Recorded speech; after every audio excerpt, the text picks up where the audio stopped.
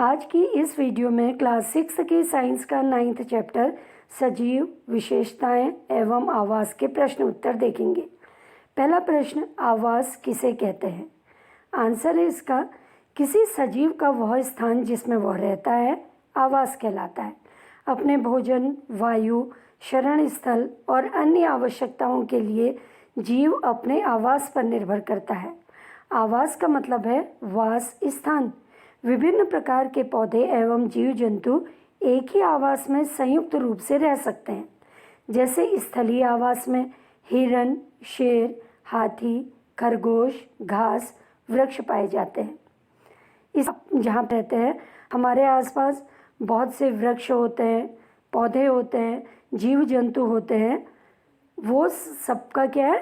आवास है। तो आवास का मतलब क्या हुआ? कोई भी सजीव का वह स्थान जिसमें वह रहता है आवास कहलाता है। अपने भोजन, वायु, शरण स्थल और अन्य आवश्यकताओं के लिए सजीव अपने आवास पर ही निर्भर करता है। जैसे स्थलीय आवास में शेर का भोजन क्या हो गया? हिरन या खरगोश, और खरगोश क्या खाता है? घास। अब देखिए दूसरा प्रश्न, कैक्टस मरुस्थल में जीवन यापन के लिए किस प्रकार अनुकूलित है? आप लोगों ने कैक्टस का पौधा देखा होगा। तो देखिए कैक्टस मरुस्थल में जीवित रहने के लिए जिन तरीकों से अनुकूलित है उनमें पहला है, कैक्टस में पत्तियां वाष्पोत्सर्जन को कम करने के लिए कांटों में परिवर्तित हो जाती है। आपने देखा होगा कैक्टस में पत्तियां हमको नहीं दिखाई देती क्योंकि इसकी पत्तियां कांटों में बदल जाती हैं। उससे क्या होगा? पानी का नुकसान कम होगा, उस पौधे से पानी नहीं उड़ेगा। दूसरा, तना मोटा, मांसल और हरा होता है जिससे यह प्रकाश संश्लेषण कर सकता है, पानी को संग्रहित कर सकता है। तीसरा, तने पर मोम की तरह एक परत होती है जिससे पानी का ह्रास ना हो। मरुस्थल में क्या होता है? पानी कम होता है, इसलिए कैक्टस के तने में क्या होता है? मोम की तरह एक लेयर होती है जिससे पौधे का पानी बाहर ना उड़ सके ज़्यादा।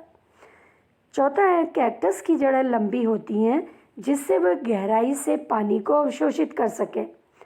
अब मरुस्थल में क्या होता है? पानी बहुत कम होता है, तो पानी की खोज में कैक्टस की जड़ें बहुत गहरे तक चले जाती हैं, तो कैक्टस की जड़ें इसीलिए बहुत लंबी होती हैं। प्रश्न है, रिक्त स्थानों की पूर्ति कीजिए। यहाँ पे कुछ सेंटेंस दिए हैं, इनको भरना है। तो देखिए पहला है, पौधे और जंतुओं में पाए जाने वाले विशिष्ट लक्षण जो उन्हें आवास विशेष में रहने योग्य बनाते हैं अनुकूलन कहलाते हैं। दूसरा है, स्थल पर पाए जाने वाले पौधे और जंतुओं के आवास को स्थलीय आवास कहते हैं। तीसरा देखिए, वे आवास जिनमें जल में रहने वाले पौधे एवं जंतु रहते हैं जलीय आवास कहलाते हैं। अगला है, मृदा, जल और वायु किसी आवास के अजैव घटक हैं, यानी ये जीवित नहीं है, निर्जीव हैं। अगला है, हमारे परिवेश में होने वाले परिवर्तन जिनके प्रति हम अनुक्रिया करते हैं वो क्या कहलाते हैं? उद्दीपन कहलाते हैं। तो लास्ट में हम क्या करेंगे? भरेंगे उद्दीपन। अब देखिए अगला प्रश्न, निम्नलिखित सूची में कौन सी निर्जीव वस्तुएं हैं? हल, छत्रक, सिलाई मशीन, रेडियो, नाव, जलकुंभी, केंचुआ। उत्तर है इसका, निर्जीव वस्तुएं कौन सी हैं? देखिए, हल, सिलाई मशीन, रेडियो, नाव। जबकि देखिए छत्रक, छत्रक यानी मशरूम। इसी तरह से जलकुंभी पानी में होने वाला पौधा है, केंचुआ, ये सब क्या है? सजीव हैं। अगला है, किसी ऐसी निर्जीव वस्तु का उदाहरण दीजिए जिसमें सजीव के दो लक्षण परिलक्षित होते हैं। अब देखिए इसका आंसर है, निर्जीव है लेकिन बादल में गति भी होती है। जैसे सजीव में गति होती है, बादल में वृद्धि भी होती है जो सजीवों का एक मुख्य गुण है। वृद्धि और गति सजीवों का भी गुण है। बादल में भी गति भी होती है, वृद्धि भी होती है, लेकिन बादल फिर भी निर्जीव है। क्यों है? क्योंकि बादल की गति बाह्य ऊर्जा के कारण होती है, हवा के कारण। हवा के कारण बादल उड़ते हैं। साथ ही बादलों में केवल बाह्य वृद्धि होती है, आंतरिक वृद्धि नहीं होती। सजीव में आंतरिक वृद्धि होती है और बाहरी वृद्धि भी होती है। इसी तरह से सजीव की गति आंतरिक ऊर्जा के कारण होती है, जबकि निर्जीव की बाह्य ऊर्जा के कारण। प्रश्न है, निम्न में से कौन सी निर्जीव वस्तुएं किसी समय सजीव का अंश थी? मक्खन, चमड़ा, मृदा, ऊन, बिजली का बल्ब, खाद्य तेल, नमक, सेब, रबड़। तो देखिए इसका आंसर है मक्खन और चमड़ा, ऊन हमें किससे मिलती है? भेड़ से। इसी तरह से खाद्य तेल जैसे सरसों का तेल, मूंगफली का तेल, और रबड़ प्लांट आपने देखा होगा। सेब हमें वृक्ष से मिलता है। मक्खन हमें ये जैसे गाय है, भैंस है, इनके दूध से निकाला जाता है। चमड़ा विभिन्न जानवरों के चमड़े से बहुत तरह की चीज़ें बनाई जाती हैं। इसलिए मक्खन, चमड़ा, ऊन, खाद्य तेल, सेब और रबड़ क्या है? ऐसी निर्जीव वस्तुएं हैं जो किसी समय सजीव का अंश थी। प्रश्न है, सजीवों के विशिष्ट लक्षण सूचीबद्ध कीजिए। देखिए सजीव के कौन कौन से विशिष्ट लक्षण होते हैं। पहला है, देखिए सजीवों में पोषण होता है। आपने देखा होगा जंतु ये भोजन करते हैं और पेड़ पौधे अपना भोजन स्वयं बनाते हैं। दूसरा, सभी जीवों में श्वसन क्रिया होती है, चाहे वो जंतु हैं या पेड़ पौधे, उनमें श्वसन क्रिया होती है। और श्वसन क्रिया में क्या करते हैं? ऑक्सीजन लेते हैं और कार्बन डाइऑक्साइड बाहर निकालते हैं। तीसरा है, सजीवों में गति होती है, जिसके लिए सजीव आंतरिक ऊर्जा का उपयोग करते हैं।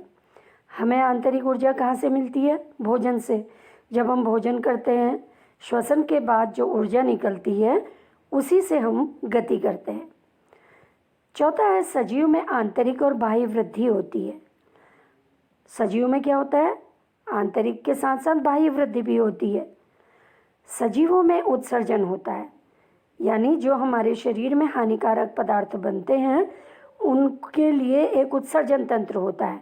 उन हानिकारक पदार्थों को शरीर से बाहर निकालना आवश्यक होता है।